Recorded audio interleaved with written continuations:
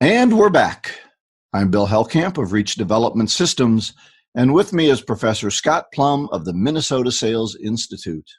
Thanks for joining us today. When you were in high school, did you ever receive a lower grade than you thought you deserved? What contributed to that outcome? What will you do different next semester? Our grades as students are like our monthly sales numbers as salespeople. Today, Bill and I will delve into the false facts about making your number and much more on episode 405 of Get in the Door podcast.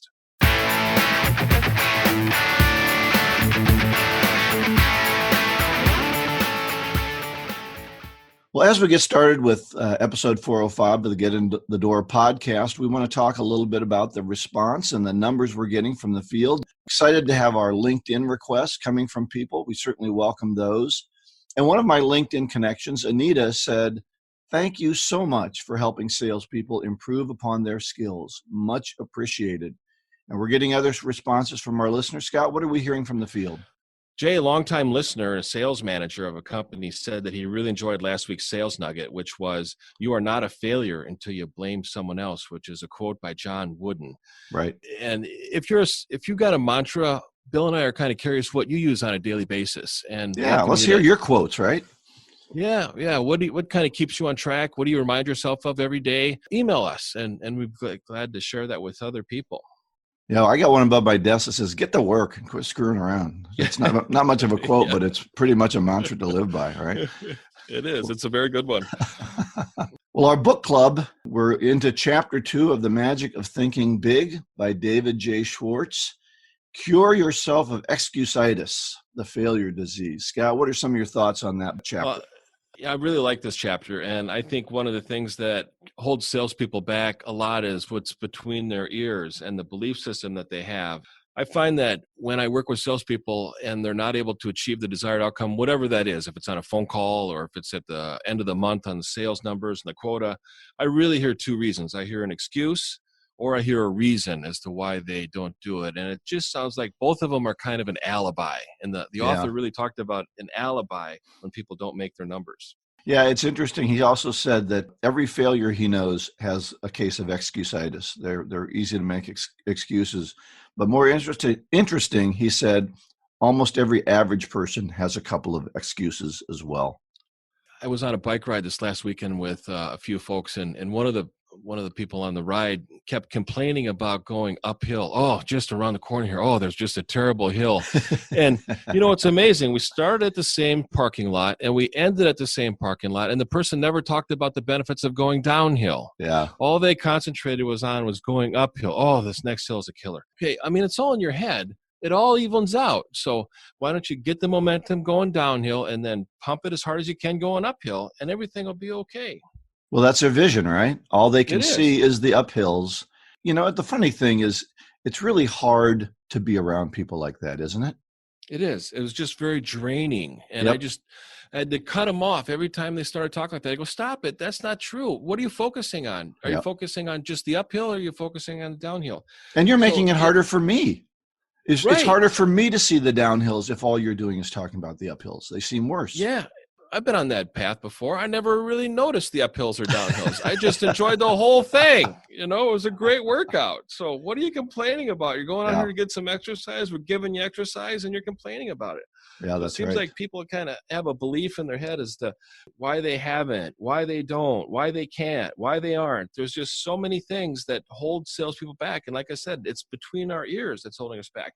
And it seems like the more they repeat it, the more convinced they become. And this is all in the chapter, and it's just really added a lot of definition to things that I've heard from salespeople that now is a little bit clearer format. So if you haven't started reading the book, I really encourage our listeners to read this book. It's a fabulous book. Yeah, I don't want to glance by what you just said, Scott, because I have that in my notes too. It's so important.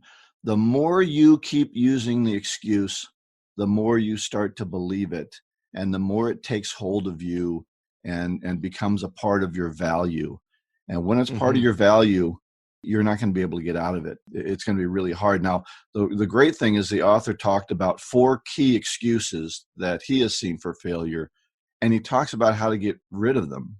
So do you want to go through some of those 4? Yeah. Let's touch on each one. So the first one was health, right? I don't feel so good. My health isn't good. I got condition, whatever. What were some of his thoughts on health?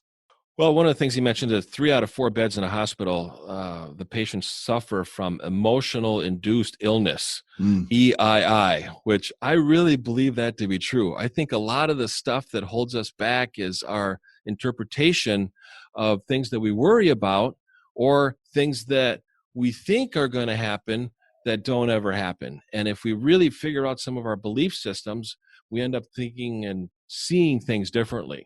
Yeah, we can wish ourselves into sickness.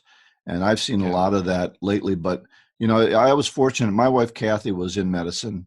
She was a physician's assistant, and she hates the talk of bad health, and she never allowed it in our family. Wow, our boys weren't allowed to whine. I wasn't allowed to whine about not feeling good. Just get up and get going. And it's amazing how much better you feel if you just keep going. Wow, so true. Another thing that he mentioned is not going to get life and death confused. And I read that and I thought about a saying that I've heard many years ago. It's that some people have died many years ago. They just haven't buried the body yet. Yep. He also said, I'd rather wear out than rust out. Yeah. So I think that's great. Now, the next one he talks about is you have to have brains to succeed, or I'm not smart enough to succeed. And I think that's so amazing how, especially in our society today, boy, if you haven't gone to college, you're just not that. And I haven't seen that college does much for people to make them smarter. It seems to make them more convinced that they can't do something. It gives you all the reasons not to do something. Well, I'm always, and to be completely transparent with our listeners, I did not graduate from college. I attended one semester of college. And due to some circumstances of family moving and stuff like that, and I don't know if that's a reason or excuse, I never returned to college. And there are some days that I regret it. Of all of the excuse-itis, this is the one that I suffer with the most, I didn't go to college, so I must not be smart. And, there's other people that are smarter than me. And, sometimes there's moments of clarity when I go into the bar in the neighborhood where I grew up, and bartender is a guy I went to high school with and who went to college. No. And there's nothing wrong with that. I'm not saying there's anything wrong with it, but too often we compare ourselves to other people and we discount our own ability and our own gifts. Yep. I think one of the lines in the chapter was Einstein, would prefer to think than use his brain as a warehouse. And I think sometimes we need to be able to use our brain to create some inspired friction, to think about information and to figure out knowledge and to be able to transfer that into wisdom and understanding. And that wisdom and understanding defines judgment. Good judgment leads to better decisions, and the decisions that we make lead our life. And if we follow that process, and I'm going to talk more about that when it comes to the false facts about making your numbers, we can really process what we do have and concentrate on our strengths and not hold us back by the weaknesses that we carry. Everybody has weaknesses, but we don't want to let our strengths become our weaknesses, because that can be possible too. Well, I'll tell you what, I would rather meet somebody with a good attitude than with a lot of knowledge, because I think attitude will trump knowledge any day. It really will. And I think and I've said this many times with classes and with salespeople, is that the company hires one thing, looking at the sales team. And I look at all around them and go, they hire one thing, look for one thing in their sales team. And I go, does anybody know what that is? And a lot of people say attitude, and I don't discount that. That's important too. But I say judgment.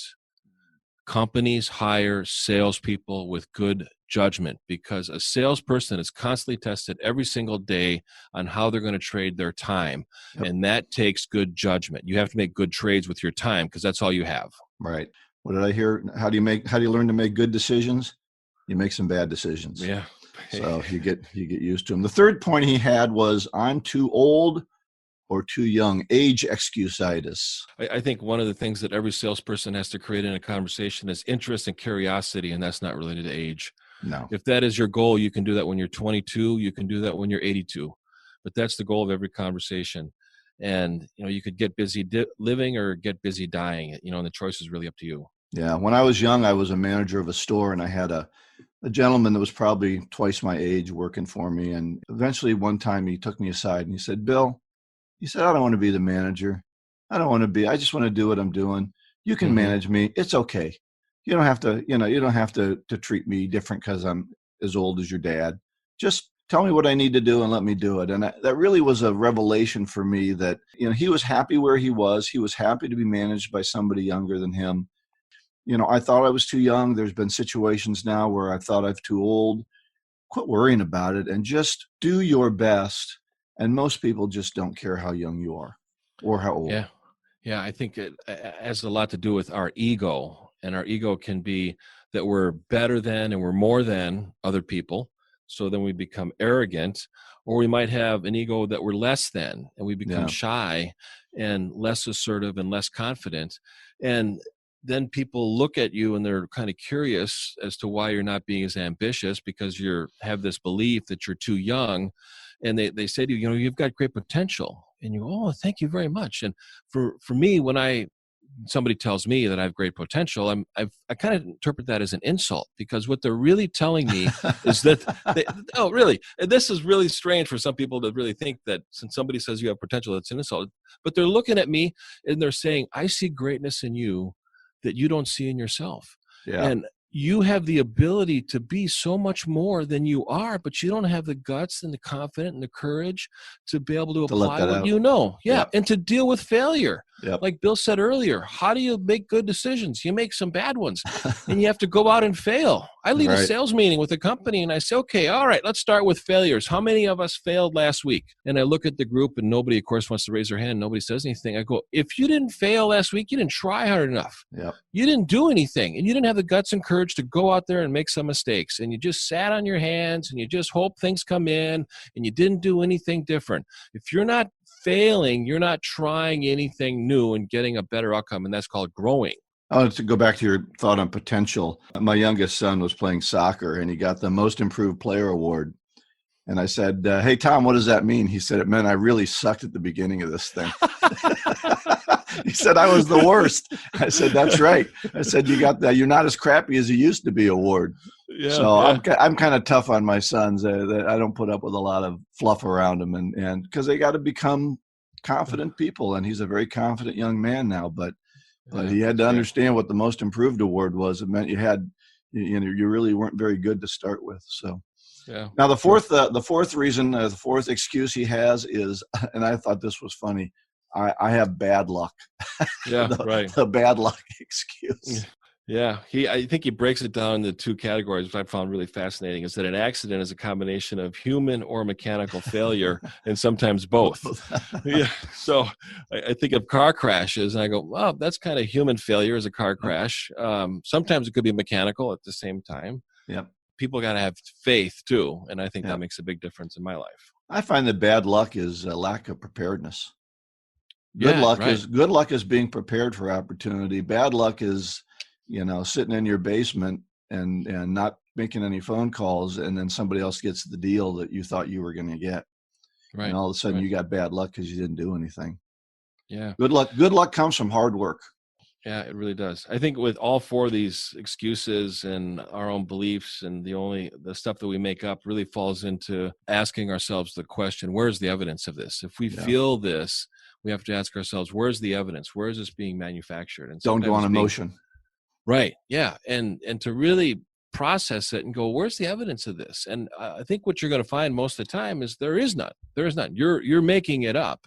Right. And you're worrying about stuff that'll never happen. I'm going to talk a little bit about worry later. But the last podcast I mentioned that I wanted to share a story with our listeners about the excuse-itis and where it really made an impact on my life. And it was back in 1995 when I was going through ground school to get my private pilot's license.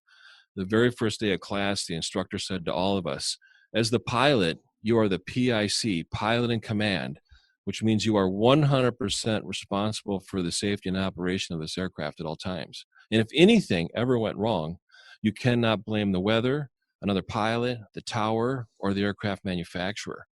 Boy, and I sat back in my desk and I thought, wow, that's the personal accountability that came over my life at that very moment. I decided that I was responsible for everything that I did and didn't do, and what I thought and what I wasn't thinking, what I said and what I didn't say. And at that moment in my life, I decided that I was not going to blame others for my failures and misfortunes, because if I blamed others for my failures and misfortunes, there was no reason for me to change because it's not my fault. Right. Wow. Right. Well, that's absolutely true. And I think, to start a business which I think every salesperson is in their own business, right? Mm-hmm. To be only judged by your activities and what you accomplish, you have to have that kind of a mindset that I am the only one responsible. Otherwise, you just won't do it. You just won't do what it takes because you can blame someone else. Yeah, you have to own it. You have to own it. That's right.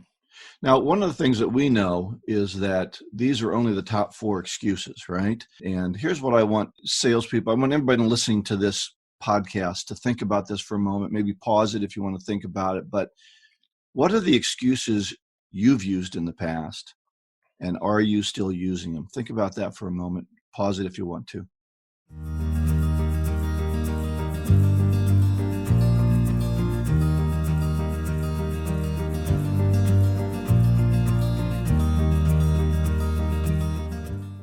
Now, Scott, what are some of the greatest excuses you hear from salespeople?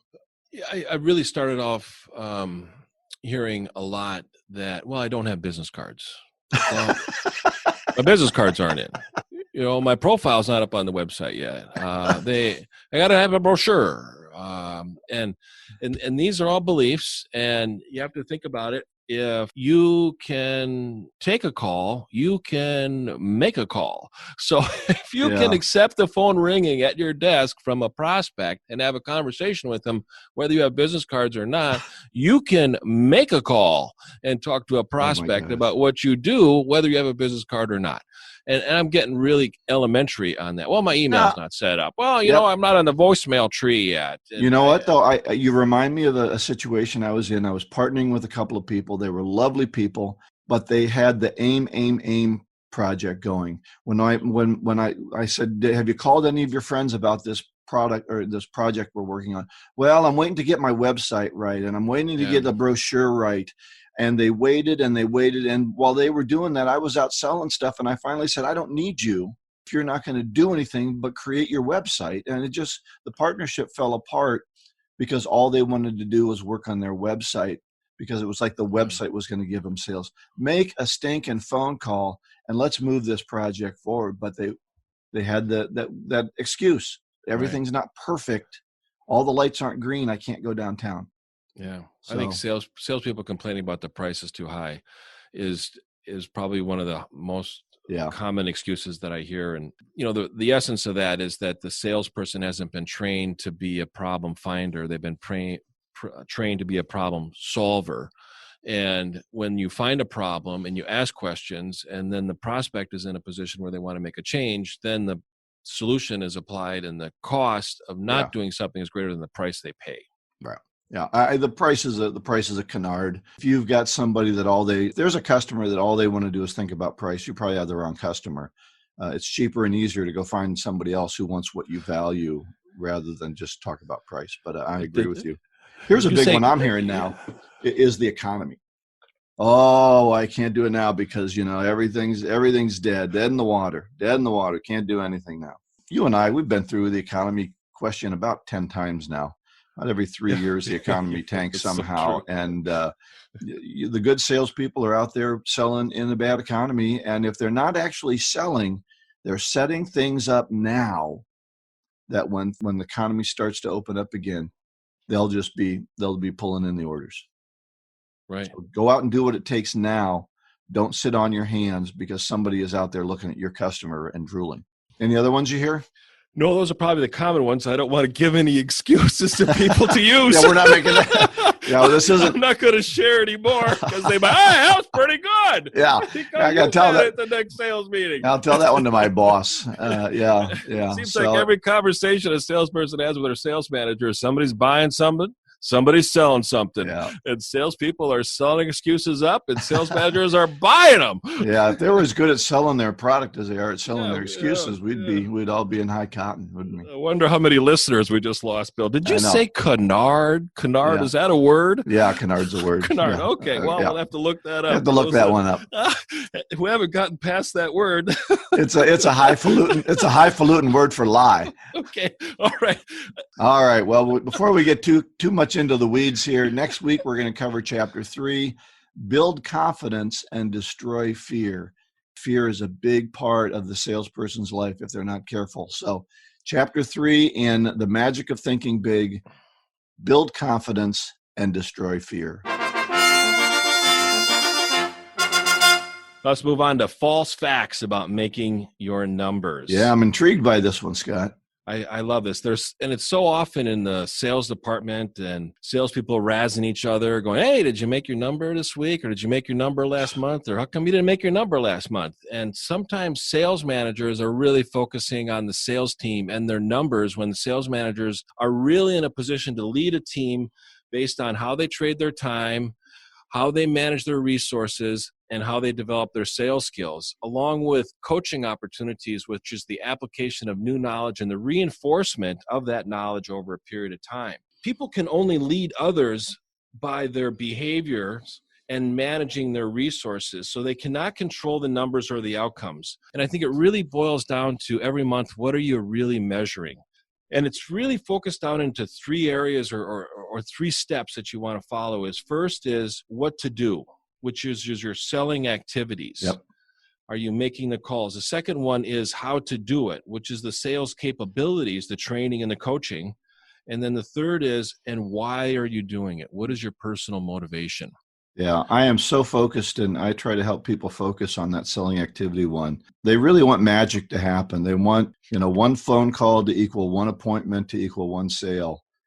And I might make 100 phone calls this week and get nothing, but I've got to work the numbers and do 100 phone calls again next week. And then all of a sudden I've got 20 appointments instead of the 10 that I was hoping for. So you really have to manage that activity.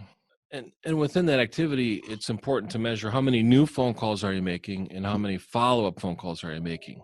Right. Because in some cases, you're going to have to leave 6, 7 messages with some people to get their attention.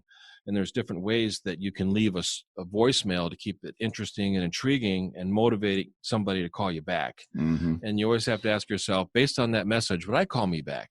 And sometimes you might not call you back based on the last message.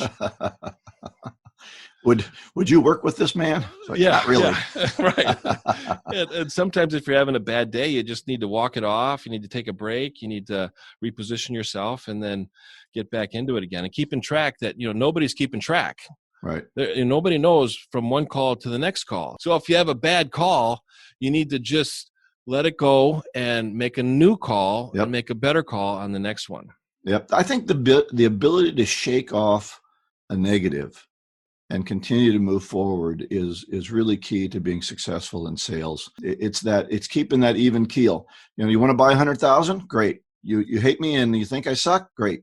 It's just boom, boom, boom. I can't get too high or too low. I just move through my process and trust the process to work. Yeah. I've got a 6-step process and maybe a little bit more steps than we really need, but I want to go over all of it. And then if somebody wants to refine it and put it into different steps to shorten it, that's fine. But let me start off with the first one, is that when we have sales activities, we need to start with having goals. Mm-hmm. And within that goal, we need to be able to plan the calls that we're going to make. We need to be able to gather the information. We need to qualify the opportunities. We need to form a strategy, all within making those goals that we have to sell something to somebody who doesn't have it and to talk to somebody that we don't know. The second step is I want to challenge a little bit on this, please, and ask you how you help people overcome this, because one of the things that I see people doing is they'll spend their entire life planning their call and never make the call. Right. You know what I mean? So I've seen salespeople, they come in on Monday morning and they sit down to start their list. Yeah. And they start to research, and here's what I'm going to do. And it's noon by the time they get their 20 names down on a list. And now they're going to call after lunch, and then they're going to plan each call. And now it's 5, and they don't ever get it done. What can we overplan? What's the proper balance?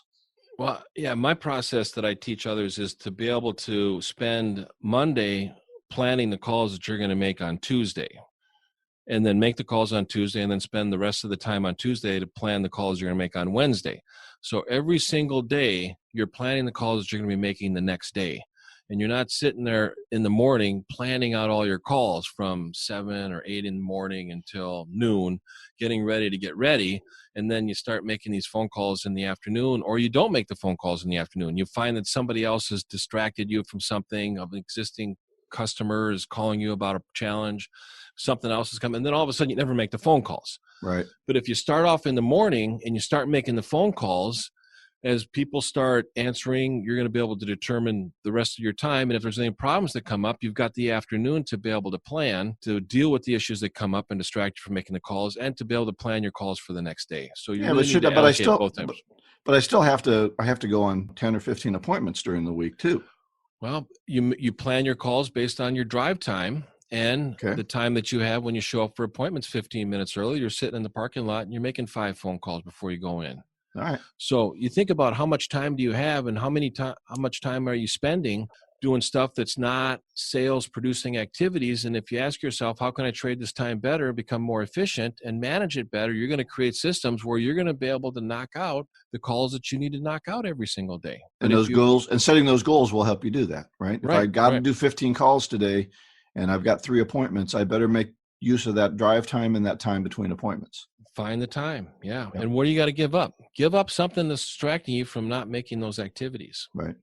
And perhaps you use your lunchtime to plan some of the calls while you're eating, or you don't use your prime time to sit down and do research. Right. Right. So you're kind of leading into the next step, which is the problems that you experience once you make the goal. So you make the goal, then you realize that you have a problem making the goal. So step 2 is you discover that there's these problems. Well, you first have to start with not tolerating the problem. I work with companies and work with the leadership, and I ask the leadership, what are you willing to tolerate from your salespeople? And they're like, what? I go, a culture is defined by what leadership is willing to tolerate. And it just, they kind of step back on their heels and they go, wow, I've never heard it said like that before. I go, yeah, culture trumps strategy any day of the week. I think that's Peter Drucker that said that. Yeah. So what kind of culture are we creating? What are we willing to tolerate? And if we're tolerating the problems, then they're going to continue. Absolutely. You want to add on that, Bill? Or? Well, it made me think. I was thinking of a book, so I got lost in thought there for a moment. But the book, You Win in the Locker Room First. So if anybody who likes a kind of a sports analogy book about culture versus strategy, that's a nice book. But he says the same thing, that culture trumps strategy any day. So what's your next step? The step 3 is the root cause of the problem. So you need to find the source of the problem. So the root cause is, well, maybe I need to plan, I'm not planning my time very well. And the cause is I'm not able to make the phone calls because I'm distracted doing other stuff. Is there a way that I can create a better strategy on being active and focusing on what my goal is? And I'm telling you, it's going to boil down to how you manage your CRM and managing information in the CRM, and to be able to use the CRM to manage your time. Yep. Salespeople buck the CRM. I get that. And I've heard it before. Would you rather have me in front of a computer or in front of a prospect? I've heard that how many times? I want you to be able to use the program to be able to be as efficient as possible when it comes to managing your time. That's the goal of a CRM. Yeah, use the tool to your advantage. Quit fighting it. Right. So that's the root cause. Yep. Step 4 is to design a solution. So now we're getting into, I need to be able to have more information available to me quicker. I need to be able to strategize how I spend my time. I need to be able to use drive time better, or I need to be able to use time that is outside of the prime time. Maybe I need to take my list with me on my drive instead of leaving it on my desk. And I don't want to go completely overboard with managing, your 18 hours of waking time to plan everything. There are other priorities in our lives. There's family, there's recreational time, there's entertainment, we need to exercise. So I want you to live a balanced lifestyle, but I also want you to be where you need to be at the time. So, work hard, play hard. But you can't play hard first and then decide, well, I'm going to work around my non-play time. Well, you've got to use those 8-10 hours that you're going to work, use them fully, and then stop and go do your other things. Don't try to mix the two together. So when you design a solution, how do you trade your time better? And it's a path to better outcomes. You're going to be able to do that. Then step 5 is you need to execute on that plan. Execute it 1 week. At the end of that week, debrief. So step 6 is debrief. How did I do? What were my goals? How did I trade my time? Anything that I'd change different? What would I do different? So let's debrief it. And then the next week, you have a better plan. You have better goals. Or maybe you say, the goals are reasonable. I can make these goals. I just need to plan my time better. I think looking at that, my step is really, or my process that I teach is do your daily 5. What are the 5 most important tasks, activities that you need to do every day? Write those down and set, and that's the goal setting part of it, is what are those activities? Is it 10 phone calls? Is it 5 phone calls? Is it 15 phone calls? Whatever that number is, you've got to get to those. Is it 3 appointments a day? You've got to work yourself to get those 3 appointments, or 15 a week, or whatever that number is you want to shoot for. Sometimes a weekly goal is better than a daily, but drive yourself by those key activities and quit horsing around with stuff that's not working for you. If networking works for you, well, it's kind of dead right now. So you're going to have to redesign your activity level, your activity goals based on the realities of the world right now. I think it's really key to know what those most important activities are, and then just do those over and over again, and the results will follow. If the results don't follow, you've got the wrong activities. Yeah. So I think this ties real well into what you're doing. Yours is a little bit more thoughtful in that root cause, and then doing the debrief. But whatever those activities are, you've got to know what they are, and you've got to get those under your belt. So manage those activities, and the results will follow. Yeah, I'd like to close with, and I really want to make this point really clear with sales leadership, sales managers, and sales people. People don't have a closing problem. They have an opening problem. They're not getting in front of enough people. They're not getting in front of enough qualified prospects, and they're not measuring the process so that they can manage it. What you measure, you can manage. If you don't measure, you cannot manage. The very last point, and it gets to the excuse-itis, and this is why this topic of the false facts and making your numbers is directly related to the excuse-itis of chapter 2 in the book. Is if you don't believe you deserve a better life, and you don't believe that you deserve better results, there's nothing that you're going to change. Yep. You're going to go rinse and repeat on this day, and tomorrow's going to be the same as it was yesterday. But if you believe you deserve a better life, you're going to have to figure out what excuses you're willing to tolerate and change them. Great point. One of the things I want to close this section with is that whatever those activities you used to do are, they may have changed based on the lockdown. And that's what we're going to talk about as our main topic next week, is what are new sources for finding customers now that we're in this new reality where we may not be able to go out and talk to as many people. So we'll be looking at those sources, and we hope that you'll send in some ideas. Where are you finding new customers in this lockdown? So great discussion, Scott, on let's not manage to the final results, the numbers. So if your sales manager says to you, hey, go out and get me some sales so we can meet our numbers this month, that's not how it happens. It happens through the right activities done in the right way that will finally lead to the numbers. But don't mistake the order. And one last thing, Bill, if you're in sales leadership and you want to be able to concentrate on how to do, which is step 2, so it's what to do, how to do, and why to do, and you really want to work on the sales enablement and the sales capability of your sales team, give Bill and I a call. I mean, we'd love to just have a conversation with you about how we work with companies on developing sales teams. Absolutely. So I've got a couple of resources on my website that people might find interesting. 2-minute selling tip number 17 called Do Something.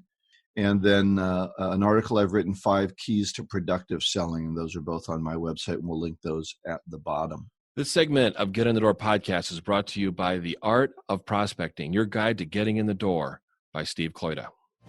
Steve Kloida was known internationally for increasing salespeople's ability to make solid appointments with qualified prospects.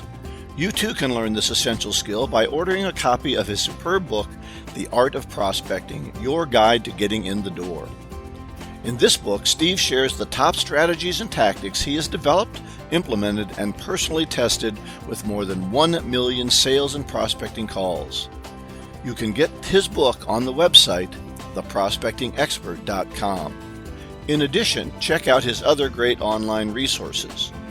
Instant Sales Coaching, which will guide you through 5 online success modules.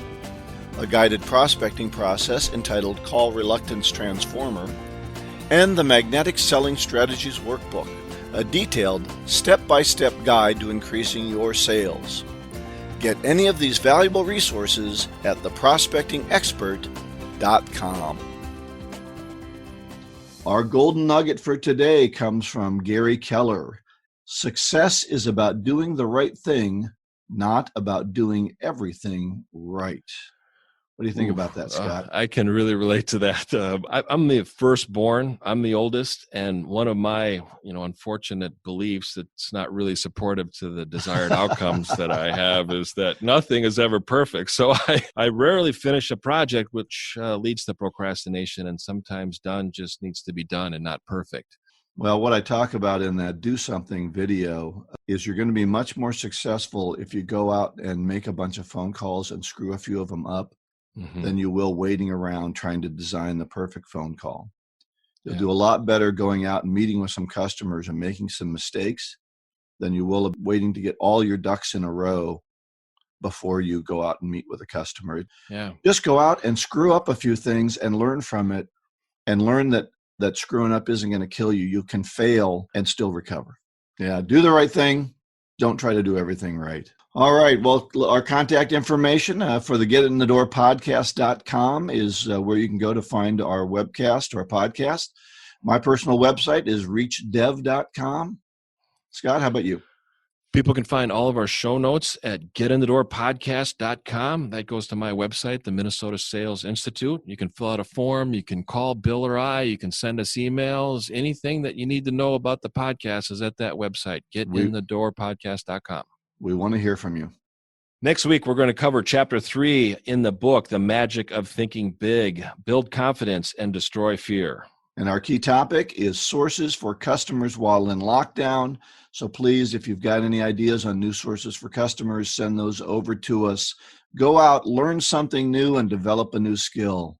We'll talk to you next week. Thanks for joining us.